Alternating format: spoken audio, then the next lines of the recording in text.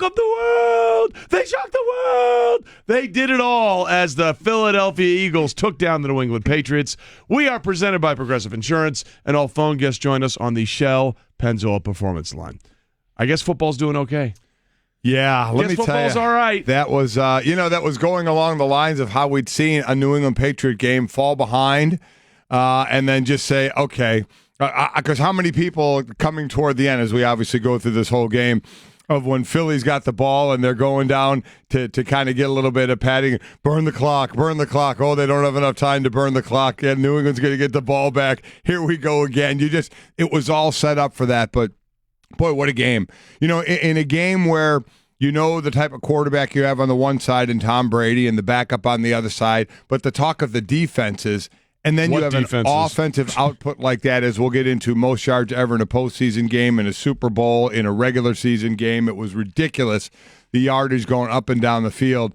But I'll say this, as we go through this game, if you have a Super Bowl where the ball is in the air, in the end zone on the last play of the game, you got some excitement going on as you got a pass to and Brady to Gronkowski. Well, everybody's down there, but it's Gronk who is closest to the ball. You're like, wow, okay, great ending. Yeah, we were still narrowly missing a Patriots potential tie towards the end of that game because you're right. You just kept looking and doing the math of the time on the clock and saying it's way too much for Tom. It's way too much for Tom. We've seen this song and dance way too many times, and give the Eagles credit because in a game where defense was supposed to be the story, and it wasn't for the vast majority of the game, when it came down to it and there was about 2:16 left and Tom had that chance to drive the length of the field, that group finally showed up. Brandon Graham finally hit pay dirt with that strip sack, and it completely changed the outcome of this game by finally stopping the Patriot offense from moving because they sure as hell weren't going to stop themselves. One penalty, count them, one penalty for the Patriots the entire night last night. Which, of course, tinfoil hat conspiracy. Yes. See, I told you. Look, there's a lot to get into today.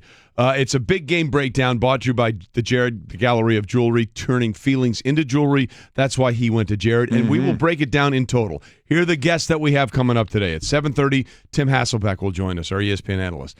At 8:05, what's left of Sal Paolantonio, Philadelphia intrepid reporter, will join us. The big man, Damian Woody, will join us at 8:30. 9:05, Drew Bledsoe, a four-time Pro Bowler, will also join us. But simply put, before we get into any of the details, the dynamics, the minutia, the decisions, the calls, which there were a couple of them, was this the best Super Bowl ever? Well, ever.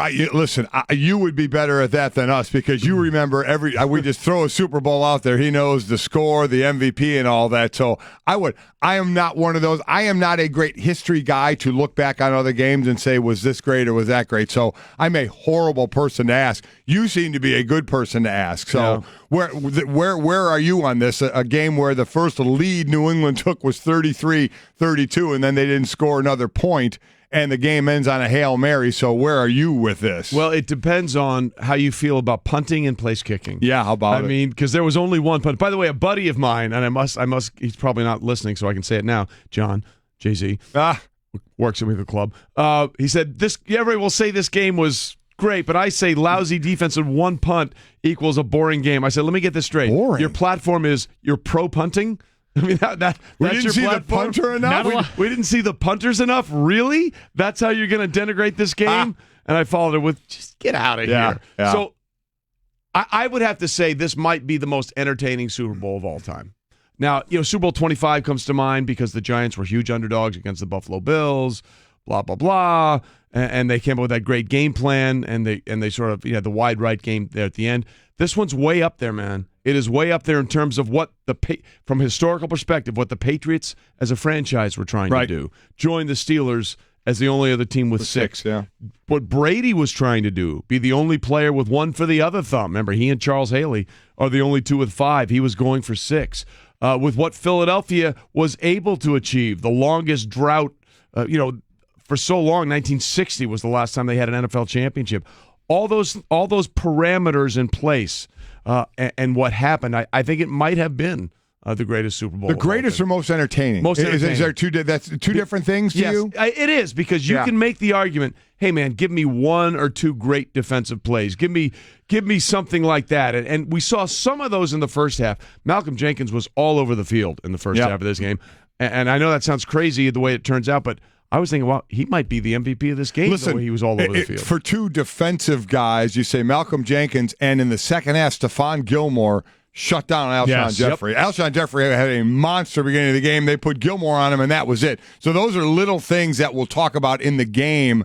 And one of the things for you, Mike, to sit there and talk about is pressure from the Eagles. So this from an O-line. I remember my buddy was my teammate in Philly and then in Miami, Ron Heller would always say, and every O-lineman would say, you could sit there and play great for 65 plays. But there's 67 plays, and 2 of those plays are a sack or a sack fumble, and it looks bad. So here you are with the offensive line playing well in what was it, the first 10 drives, their percentage was they were giving up 18% of the pressure. And the first 9 drives, there were 10 pressures. That was only 18% of pressure.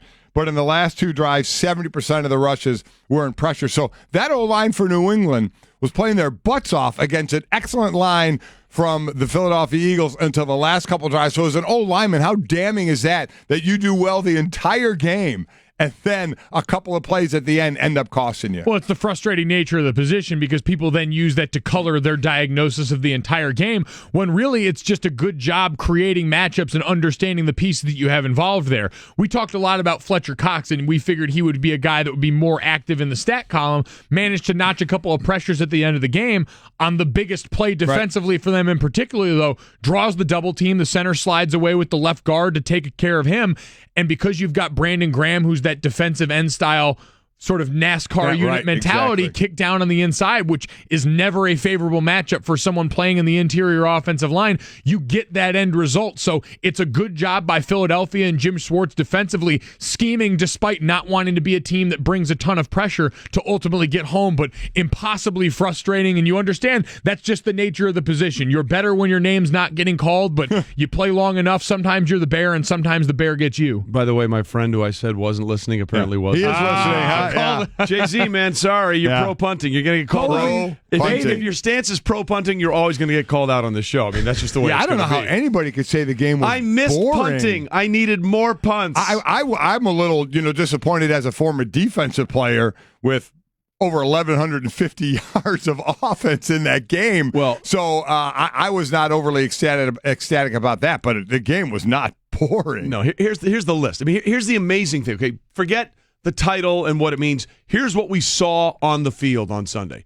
Most yards passing in a game, 505, Tom Brady. Right. Most yards passing in his career in the Super Bowls, Tom Brady. Most passing attempts career, Tom Brady. Most passing completions career, Tom Brady. Most passing touchdowns career, 18, Tom Brady. Most games career, Tom Brady. Most games career head coach, 8, Bill Belichick.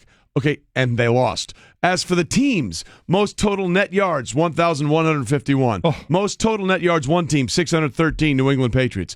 Most yards passing game, 500, New England. Most yards passing both teams, 874. Most first down passings, both teams, 42. Most points game, losing team, 33. Fewest punts game, team, New England, 0. Fewest punts games, both teams, 1. Most missed PAT conversions game, both teams, 4, including the two extra points. Most Super Bowl appearances, 10, New England. Those are just the records that were set in this game, man. Okay, give me half of those, and you'd be like, whoa, give me the gift with my mind blown. That all happened in one game. Yeah.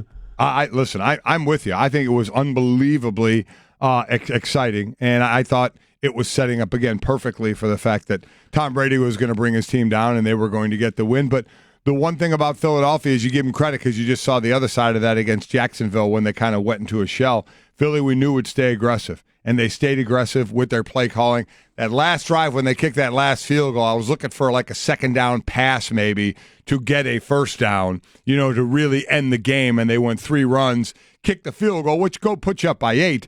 I get it, but Tom Brady still got the ball. I don't care that he didn't have timeouts at that point. Tom Brady has the ball, and Tom Brady does magical things. So I was thought maybe on second down would have been the chance to try and get that first down, pass for it. I think it's interesting considering Philadelphia, and we read in this in the lead up to the Super Bowl that this had been a team that had, through the benefit and the use of analytics, found areas where with Doug Peterson's style and his play calling tendencies could find spots to pick and choose fourth down calls, ways to push the gas that would give them an advantage. And we saw those pop up in this game for them. That was one instance where you look at what it affords you and you say, all right, if we burn time off the clock, you gave the Patriots the ball back without about a minute 9 left, down 8. So not only would they have to go the length of the field and score, where you finally put it on your defense to do something, they would also need the 2-point conversion. Right. So you add even more variance to that would make it difficult. I feel like that's the one spot in a team where we're going to laud Doug Peterson all day, and rightly so, for being aggressive. That was the spot there to maybe throw your off-speed pitch that probably helped benefit them as much as any decision. And we are Golic and Wingo on ESPN Radio and ESPN2, presented by Progressive Insurance. All phone guests will join us via the Shell Pennzoil Performance Line. And look, let's be honest, the Eagles' defense didn't do much, but they made that play late to protect the lead. Protecting the lead brought to you by ADT. Considering home security? Consider this. For over 140 years, ADT has helped stop more crime than any other home security system. Visit ADT.com to learn more. Look, there is a lot to get into in this game. There's a lot to break down specifically, and we will do that. But what, guys, have we always said about New England? If you're going to beat them, you're going to have to beat them. Right. They will not beat themselves. We talked about, keeping your foot on the gas pedal, stepping on their neck until they turn blue, sweeping the leg, go full Cobra Kai. Well, I don't know if anybody embodied that more for a 60-minute game than head coach Doug Peterson. Going for it on 4th down and a couple of times, like, what are you doing? Yeah. But he able to pay it off. And here was the Super Bowl winning coach on his aggressiveness. I take it week by week, but I trust my players, I trust the coaches, and I trust my instincts. I trust everything that I'm doing, and I want to maintain that aggressiveness with the guys. And in games like this against a great opponent, you got to make those tough decisions that way, and keep yourself aggressive. And those two plays, I think, more than anything else, sort of just blew my mind. And the first one was obviously they were set up for easy points, field goal right before the half. Yeah, they were. They were set up. They were right. They were set. Turn your mic on. You are a professional. Woo! So they were set up. It was all there. In fact, I put out there, take the points. And then I was like, never mind. Yeah. Because that play was and we saw that play in the college football semifinals. We saw it earlier. It was Ohio University, right? Yeah. That did it in November. They ran that play, and then Baker Mayfield, Oklahoma, and he caught a touchdown pass against Clemson against Georgia. Against Georgia in the semifinal. In the semifinal game, exactly. Yep. So it's a great play. And I mean, it's one of those where I know a lot of people are like, who's supposed to cover the quarterback? Well, no one. Well, you just turn your mic on. You are a professional. Well, Super Bowl it's hangover Monday after the is Super real. Bowl. Get over it. If my voice makes it through the show, it'll be a miracle. A lot of people up late. No giving excuses for it. Just got to deal with it. The bottom line is you follow your rules. He's now a back. First back out. I mean, there are rules still in place to the quarterback. You're not covering the quarterback, covering first man out. So. But it seems to work every time because nobody pays any mind to the quarterback because of who it is. But just a great play call. That was aggressive. The one aggressive, maybe I know you and I agree. I haven't heard you, Mike.